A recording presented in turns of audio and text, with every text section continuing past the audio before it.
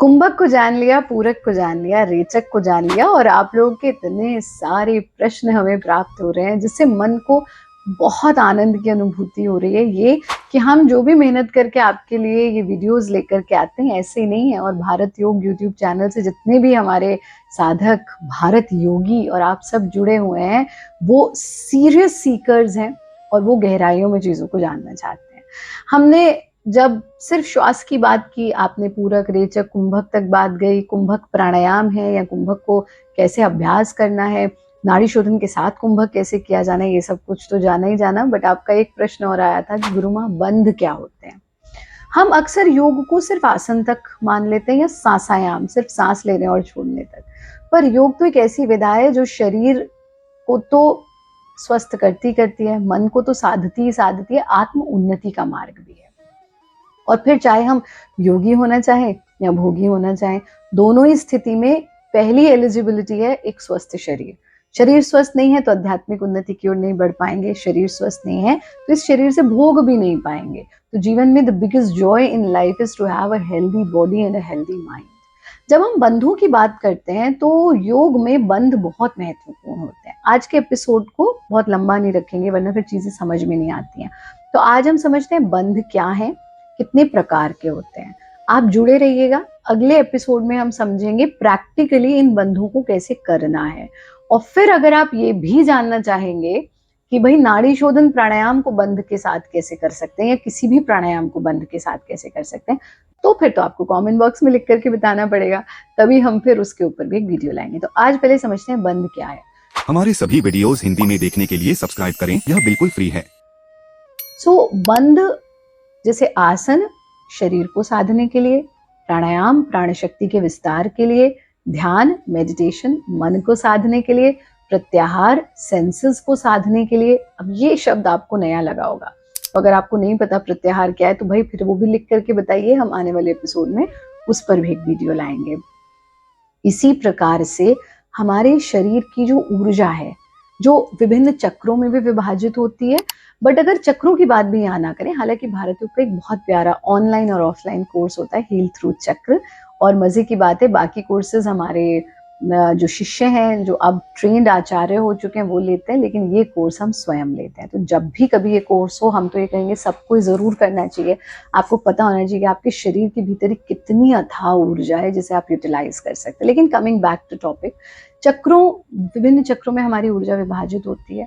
हमारे पूरे शरीर में ऊर्जा का विभाजन होना बहुत जरूरी है ताकि पूरा शरीर चलायमान रहे। इसी तरह से उस ऊर्जा को हम होल्ड करते हैं एक स्थान पर और जब उसे रिलीज करते हैं प्रेशर के साथ तो फिर वो एक अलग प्रवाह के साथ पूरे शरीर में जाता है।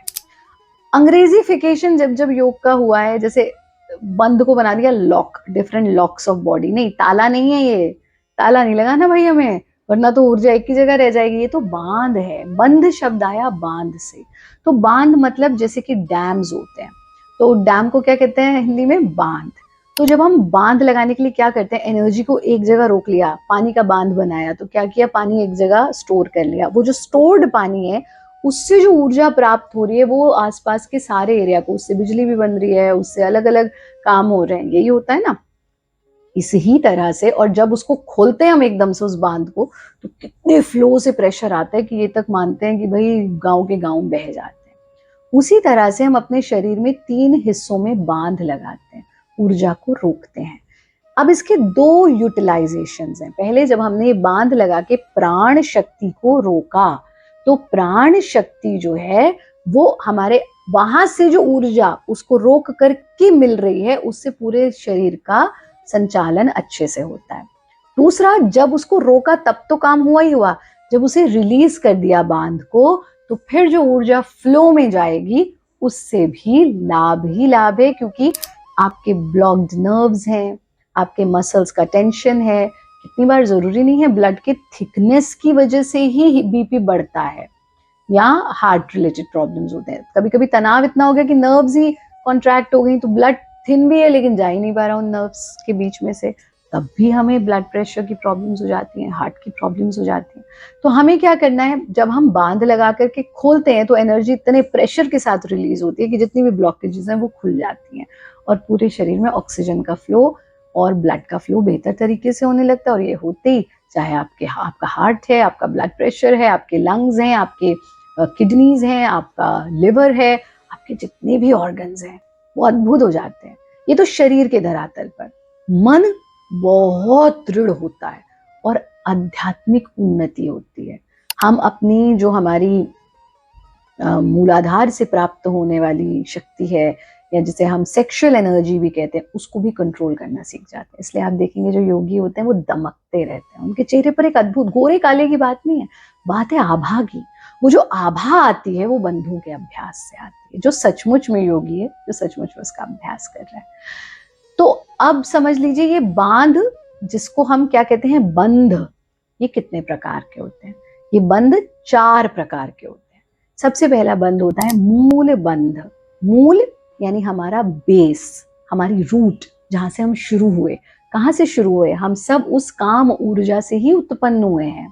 जैसे आज हम कहने लगे नहीं नहीं भाई ये तो गलत है, गलत है। बिल्कुल नहीं, ब्रह्मचर्य को समझा ही नहीं हमने। गृहस्थ जीवन में रहते हुए आप ब्रह्मचारी हो सकते हैं। हाँ, गलत आचरण अगर आप कर रहे हैं तो गलत है, पर काम शक्ति गलत नहीं है।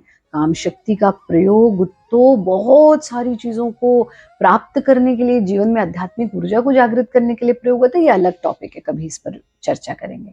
तो मूल बंध, जो हमारे मूल यानी हमारा जो रूट है, जो जहाँ से हमारी उत्पत्ति हुई है, वहां पर हमने बांध लगा लिया। तो इसमें क्या एरिया यूज होता है? आपके पूरे पेरिनियल ऑर्गन्स यानी प्रजनन अंग, और आपकी गुदा, आपका एनस, वहां पर हम बंध लगा लेते हैं। तो उससे क्या होता है? आपका पूरा रिप्रोडक्टिव सिस्टम हेल्दी होता है। जितने भी रिप्रोडक्टिव सिस्टम से जुड़ी हुई समस्याएं हैं, जैसे कि लो स्पर्म काउंट पुरुषों में, नाइट फॉल का प्रॉब्लम है, इनफर्टिलिटी का प्रॉब्लम है, जैसे कि इरेक्टाइल डिसऑर्डर्स हो जाते हैं, अगर शरीर के धरातल की बात कर रहे हैं। महिलाओं में irregular periods, PCOS, PCOD, menopausal phase, infertility, inability to conceive, इन सब में लाभ होता है। और आध्यात्मिक तरह से देखें तो जो ऊर्जा का ह्रास नीचे की तरफ हो रहा है वो ऊपर की ओर आने लगता है। तो हमारी आध्यात्मिक एनर्जी, हमारे चक्रों के जागरण में भी इसका बहुत प्रयोग होता है। दूसरा बंध आता है उद्यान बंध, जो हमारे एब्डोमेन से जुड़ा हुआ लॉक है, जिसमें हम अपने पेट को श्वास छोड़कर पूरा संकुचित करते हैं। इससे क्या होता है? आपके पैंक्रियाज, आपका पूरा डाइजेस्टिव सिस्टम, आपकी किडनीज, लिवर, इन सब चीजों को हम रेगुलेट करते हैं। तीसरा बंध होता है जालंधर बंध, जो हमारे चिन्ह से हम लगाते हैं, कंठकूप में चिन्ह को घुसा करके। इससे क्या होता है? हार्ट, आपका पूरा का पूरा कार्डियोवास्कुलर सिस्टम, आपका चेहरा, आपकी खोपड़ी, आपकी बुद्धि, आपकी बौद्धिक क्षमताएं, memory, wisdom, intelligence, facial glow, thyroid gland, ये सब कुछ प्रभावित होता है। चौथा बंध होता है महाबंध, जिसको हम त्रिबंध भी कहते हैं, जिसमें हम तीनों बंधों को एक साथ लगाते हैं। जब तीनों बंधों को एक साथ लगाते हैं तो वो महाबंध हो जाता है। तो हमारे सारे के सारे जो चक्र हैं उन पर इफेक्ट करता है ये। और कहते हैं ना, ये चक्र अनब्लॉक्ड, ये चक्र ब्लॉक्ड है, ऐसी ऐसी बातें करते हैं। अरे ब्लॉक कहाँ से हो जाएगा? हाँ, उतना वो थोड़ा डोमिनेंट हो गया, वो थोड़ा एक्टिव है। ब्लॉक क्या, उसमें क्या कूड़ा फंस गया जो वो ब्लॉक हो गया? पता नहीं क्या क्या शब्दों का प्रयोग करते हैं। ऐसा नहीं होता है। चक्र साधना बहुत गहरी साधना है। तो जब हम इन त्रिबंध का अभ्यास सीख लेते हैं, लेकिन एकदम से नहीं, इसलिए हमने कहा आज हम सिर्फ इसे समझो पहले। आज आप समझ लीजिए, मूल बंध, उद्यान बंध, जालंधर बंध, महाबंध या त्रिबंध, ये 4 बंध है। अगले वीडियो में हम तीनों बंधों को कैसे करना है ये सीखेंगे, और फिर हम सीखेंगे त्रिबंध का अभ्यास। तो पहले समझ लीजिए, अगले वीडियो में तीनों बंधों को समझेंगे। जब तीनों सधेंगे तब फिर हम त्रिबंध की या महाबंध की ओर बढ़ेंगे। तो ये हुई बंधों की बात। अगर आप बिल्कुल जानना चाहते हैं इसमें और गहराई में, कमेंट बॉक्स में जरूर लिख करके बताइए। और अगर बंध आपने साध लिए तो समझिए जीवन में सब कुछ सध गया। ये इतना इतना महत्वपूर्ण है। हाँ, अगेन सांस रोक करके जो बंध लगाने हैं वो जिन्हें हृदय रोगी हैं, जो ब्लड प्रेशर की समस्या है, अस्थमा की समस्या है, उनके लिए कुछ प्रिकॉशंस हैं, वो हम अगले वीडियो में समझेंगे। सभी के लिए बहुत शुभकामनाएं। खुश रहे, आनंदित रहे, हंसते रहे, मुस्कुराते रहे। हरिओम, जय हिंद, वंदे मातरम।